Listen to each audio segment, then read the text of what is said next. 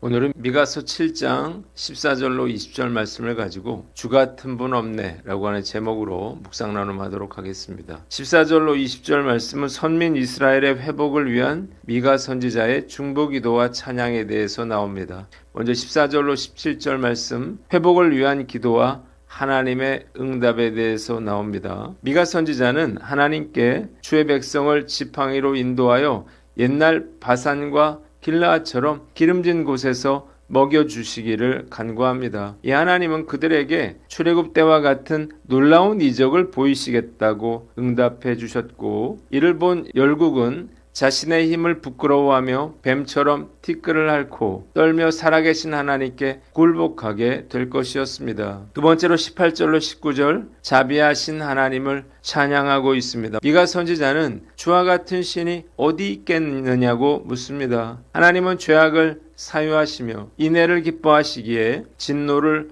오래 품지 않으시고 우리의 모든 죄를 발로 밟아 깊은 바다에 던지시는 분이십니다. 하나님은 그들의 조상들에게 맹세하신 대로 야곱에게 성실을 베푸시고 아브라함에게 인애를 다하시는 분이십니다. 본문이 우리에게 주는 교훈이 있는데, 베풀어 주신 은혜를 기억하고 소망을 가져라 하는 거예요. 15절에 미가 선지자는 내가 애굽 땅에서 나오던 날과 같이 내가 그들에게 이적을 보이리라 하신 말씀을 기억하고 비옥한 바산과 길르앗에서 먹이신 것처럼 그들을 구원해달라고 간구하고 있습니다. 미가 선지자의 기도는 과거에 대한 단순한 향수가 아니에요. 과거 출애굽 때 일하셨던 하나님의 능력을 오늘 나의 고통 속으로 끌어오는 영적인 현재화를 말합니다. 신앙은 하나님은 과거에 이런 분이셨지라고 회상하는 것이 아니라 과거에 은혜를 베풀어 주셨던 하나님께서 오늘도 동일하게 일하실 것을 신뢰합니다라고 선포하는 것입니다. 과거의 은혜를 기억하는 자에게 역사는 단지 지나간 사건이 아니라 하나님께서 미래에 행하실 일들에 대한 신실한 약속이 되는 거예요. 우리가 받은 지난날의 은혜가 새날의 은혜를 여는 열쇠가 된다는 것입니다. 먼 옛날 GPS가 없던 시대에 항해사들은 칠흑 같은 밤바다에서 어떻게 길을 찾았을까요? 그들은 북극성과 같은 별들을 바라봤는데 항해사들에게 그 별들은 과거의 조상들이 보았던 것인 동시에 지금 내가 가야 할 길을 알려주는 현재의 빛이었습니다. 만약 그들이 저 별은 옛날 사람들이나 보던 것이지 라고 무시했다면 그들은 망망대해에서 길을 잃었을 것입니다. 하나님의 구원 역사는 과거로 끝나지 않습니다. 때문에 힘겨운 시절을 보내는 현 세대에게 기도의 이유, 소망의 이정표가 되는 거예요. 믿음은 그 과거를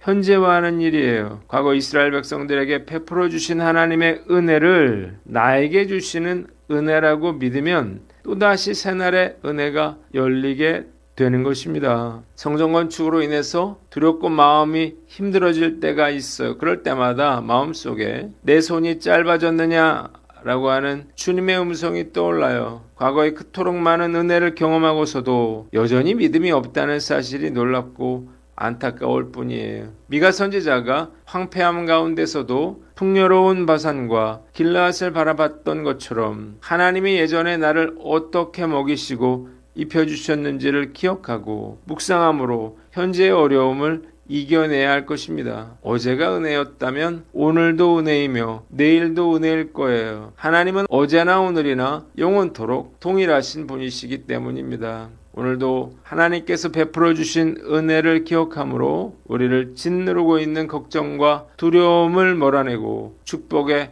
한 페이지를 다시 써가는 저와 여러분들 되시기를 바랍니다. 두 번째로 뿌리 깊은 죄책감에서 벗어나라는 거예요. 이스라엘의 죄악과 불순종에도 불구하고 미가 선지자가 하나님께 자비와 긍휼을 구하는 기도를 올려드릴 수 있는 것은 하나님은 죄악과 허물을 사유하시고 인애를 기뻐하시며 진노를 오래 품지 않으시는 분이시기 때문입니다. 때문에 통탄할 만한 죄를 저질렀다 하더라도 죄책의 감옥에 갇혀있지 말고 은혜의 자리로 나아가야 합니다. 우리는 흔히 우리가 지은 죄의 무게 때문에 하나님이 나를 멀리하실까 두려워하지만 하나님은 그 죄를 발로 밟아버리고 깊은 바다에 수장시키시는 분이에요. 때문에 과거에 우리가 지었던 죄로 인해서 더 이상 고통받지 말아야 하는 것입니다. 고난의 현장에서도 감사를 잃지 않았던 코리텐범 여사는 미가서 7장 19절을 묵상하면서 이런 유명한 말을 남겼습니다. 하나님께서는 우리의 죄를 깊은 바다에 던지시고 그 바닷가 앞에 표지판을 하나 세워두셨습니다. 그 표지판에는 이렇게 적혀 있습니다. 낚시 금지. 우리는 때때로 하나님이 이미 용서하시고 깊은 바다에 던져버린 옛 죄를 다시 낚시질에서 건져 올려 죄책감에 다시 눌려 삽니다. 주님이 수장시켜버린 죄를 우리가 다시 꺼내서 스스로를 괴롭히는 것은 주님의 용서를 신뢰하지 못하는 행동이죠. 이미 회개하고 돌이킨 죄가 떠올라서 우리를 괴롭힐 때마다 과거의 죄, 낚시질하는 것을 멈추고 하나님이 내 죄를 깊은 바다에 던지셨다. 주님은 용서를 기뻐하신다라고 선포해야 할 것입니다. 하나님의 자녀로서 가장 큰 기쁨과 감사는 죄사함의 은총과 긍휼을 누리며 살게 되었다는 것입니다. 얼마나 감사한지요. 하나님의 은혜가 아니었다면 저는 평생 동안 죄책감으로 고통받으며 살았을 것이고 앞으로도 그러했을 것입니다. 우리가 죄를 짓는다고 해서 예수님의 십자가가 무효가 되는 것이 아님을 명심하고 뿌리 깊은 죄책감에서 벗어나 평안과 감사를 누리며 살아가는 저와 여러분들 되시기를 바랍니다. 마지막으로 자비로우신 하나님을 찬양하라는 거예요. 미가서는 재앙이로다 라고 하는 7장 1절의 탄식으로 시작해서 주와 같은 신이 어디 있으리까 라고 하는 7장 18절 찬양으로 끝이 나고 있습니다. 주와 같은 신이 어디 있으리까 라고 외쳤던 미가 선지자의 마음을 깊이 이해할 수 있습니다. 과연 하나님 외에 이 세상에 어느 누가 나 같은 죄인을 끝없이 용서하시고 사랑으로 감싸줄까요? 하나님은 나를 죄에서 구원하시기 위해서 당신의 독생자까지 십자가에 달려 죽게 하신 분이에요. 그러므로 우리의 모든 죄를 사하시고 보호하시고 구원해 주시는 하나님께 감사하며 그 하나님을 영원토록 찬송하며 살아야 할 것입니다. 우리 인생도 죄와 고난으로 탄식할 수밖에 없는 현장에서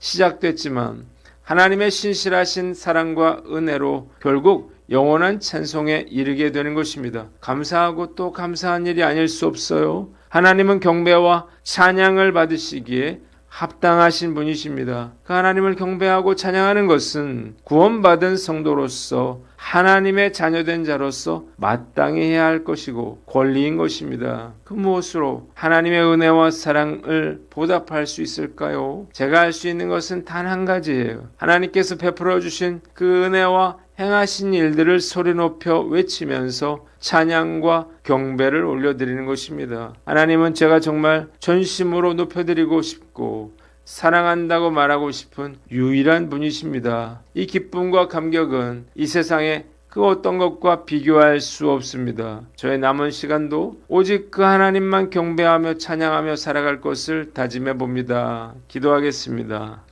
하나님 아버지, 베풀어 주신 은혜를 기억하며 죄책감에서 벗어나고 자비로우신 하나님을 찬양케 하여 주시옵소서.